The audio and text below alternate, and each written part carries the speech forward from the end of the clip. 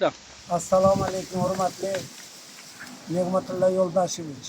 Men sizga Buxoro viloyat Olot tumani Olot neft gaz qidiruv ekspeditsiyasining 550 nafar ishchi xodimlari nomidan murojaat qilmoqdaman. Murojaatimning mazmuni shundan iboratki, 2022-yilda Epsilon kompaniyasi bizning Rossiyada ishlab chiqarilgan uralmashtiruvchi burg'ulash stanoklarimizni olib qasddan bo'yin tovlab bermay kelyapti. 2022-yil Koson iqtisodiy sudining 2022-yil avgust oyida O'zbekiston Respublikasi Oliy sudining qarorlari chiqib, hozirgi kunda Yakkasaroy tuman majburiy ijro bo'limida majburiy ijro xodimlari bizga undirish yozda qaror chiqarib bersa ham, bizning pulimizni ishlagan ob'yom 7 milliard 700 million ishchilarning ish haqisini hamda ishda uralmash stanokining 79 milliard 600 million pulimizni bermasdan qasddan bo'yin tovlab kelmoqda.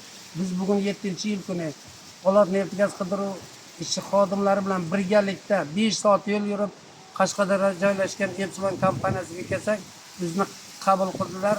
Otangga bor, onangga bordan boshqa ishi yo'q. Sizdan iltimos qilib so'rayman.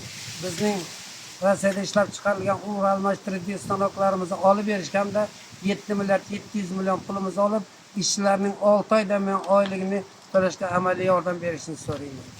Bo'ldi?